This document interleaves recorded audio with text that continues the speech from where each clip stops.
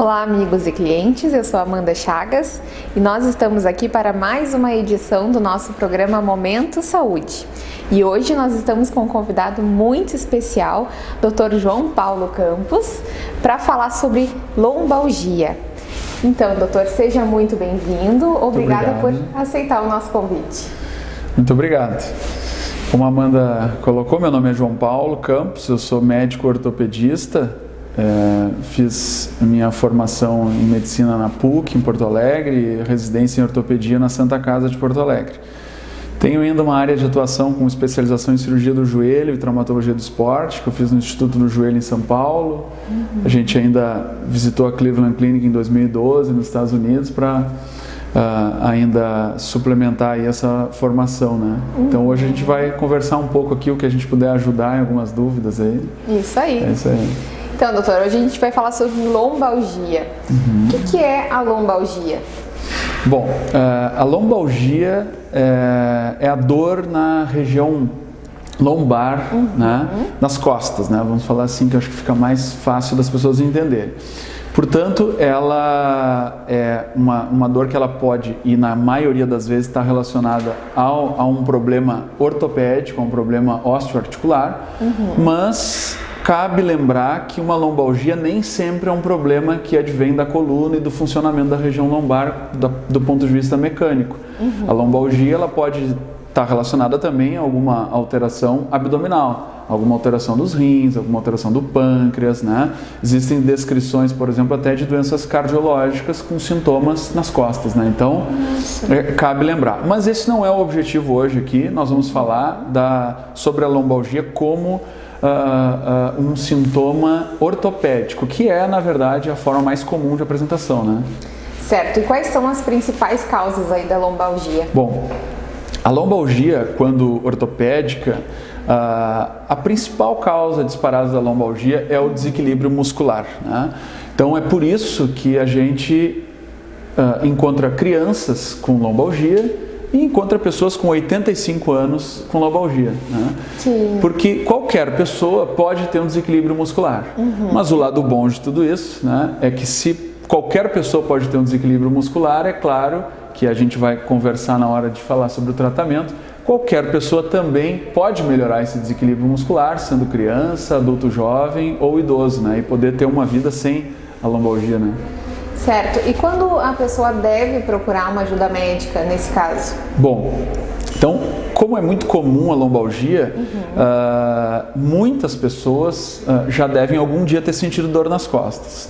Então, assim, é importante salientar que, obviamente, não precisa que num primeiro sintoma eu senti hoje uma dor nas costas e simplesmente sem nenhuma avaliação do que eu possa ter feito e do que possa estar acontecendo, simplesmente eu correr para o médico não é necessário, né?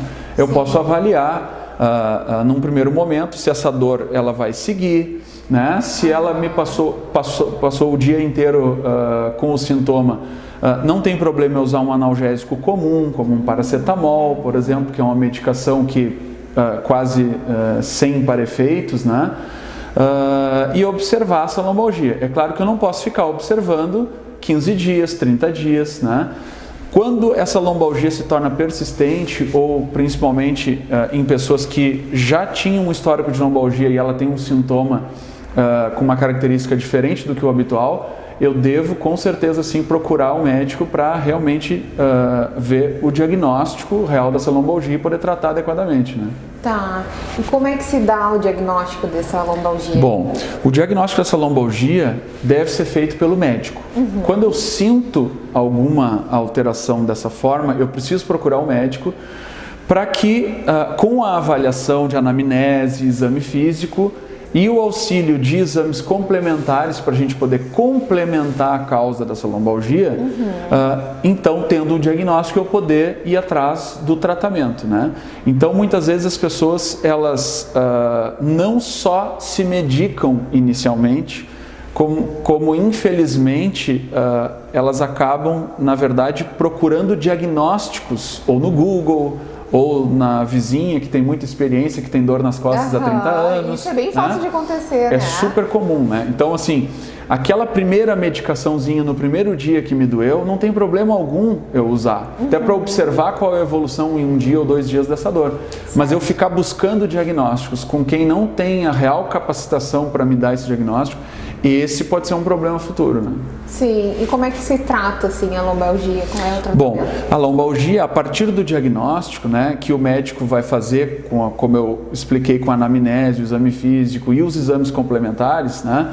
E é importante deixar claro aqui que os exames complementares, eles são importantes, na maioria das vezes, para excluir problemas e não para diagnosticar problemas, porque a causa mais comum da lombalgia, que é uma dor mecânica, uma dor de desequilíbrio muscular, esse tipo de dor a gente não tem imagem que nos dê e que nos represente esse diagnóstico.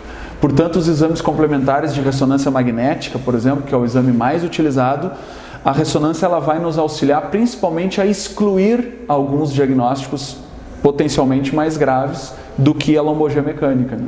Certo. E a gente vê muitas pessoas assim na dúvida. Quem tem hérnia de disco precisa passar por um procedimento cirúrgico? Bom, então aí vamos falar disso assim. Quando se tem o diagnóstico, é claro que algumas alterações na coluna, degenerativas, alterações de hérnia de disco, como está dizendo, são alterações anatômicas da coluna que vão impactar na função e em ter um aumento no potencial desse desequilíbrio muscular. Certo. Então, esse diagnóstico, hérnia de disco, é muito comum chegar no consultório, doutor, como tu disseste, eu preciso operar, vim indicado aqui porque eu tenho que operar. Isso não é verdade, não são todas as pessoas que têm hérnia de disco que precisam operar. Inclusive, a notícia boa é que a maioria das pessoas que têm hérnia de disco, a maioria não precisa operar. Porque a grande maioria das hérnias discais, elas são crônicas e degenerativas. E na maioria das vezes que o paciente procura o consultório, ele procurou por uma agudização daquele problema, daquele processo, desse diagnóstico de hérnia de disco que ela tem. Então, alguns pacientes que não conseguirem refazer esse equilíbrio muscular com tratamentos conservadores, inicialmente com medicação e na sequência com trabalhos físicos com fisioterapeuta, quiropraxista, com trabalho de equilíbrio postural, fortalecimento muscular e do core, que é a região central do corpo, que cuida da nossa postura e do funcionamento do tronco. Aquelas pessoas que realmente não conseguem dar conta dos sintomas dessa forma, acabam muitas vezes, se tem um sinal de compressão muito importante na ressonância magnética, acabam tendo que descomprimir então essas raízes nervosas que a hérnia de disco costuma comprimir com um procedimento cirúrgico. Mas esse procedimento cirúrgico, ele de certa forma tratou apenas o sintoma. Ele retirou a porção do disco que comprimia aquela raiz nervosa, que tira aquele sintoma, porém o disco que era degenerado continua degenerado e continua doente. E isso não tira a importância dessa pessoa após a cirurgia ter que continuar tendo os mesmos cuidados de fortalecimento muscular, de equilíbrio postural, que uma pessoa que não precisou passar pela cirurgia também precisa, né? Aproveitando aqui o nosso bate-papo, a gente estava conversando antes aqui, eu acho muito importante perguntar. O frio, ele pode ajudar na causa aí da dor lombar? Na verdade, a principal causa é o desequilíbrio muscular, né?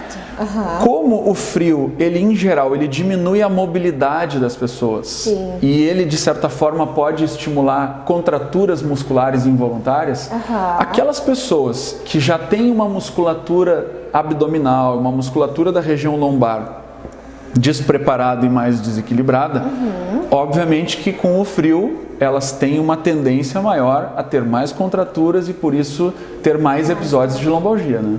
Certo, muito importante, viu, pessoal? Várias dicas. E o importante mesmo é procurar uma ajuda médica, né, doutor? Com certeza. Ir consultar e ver qual é realmente o teu problema e tratar ele de forma adequada.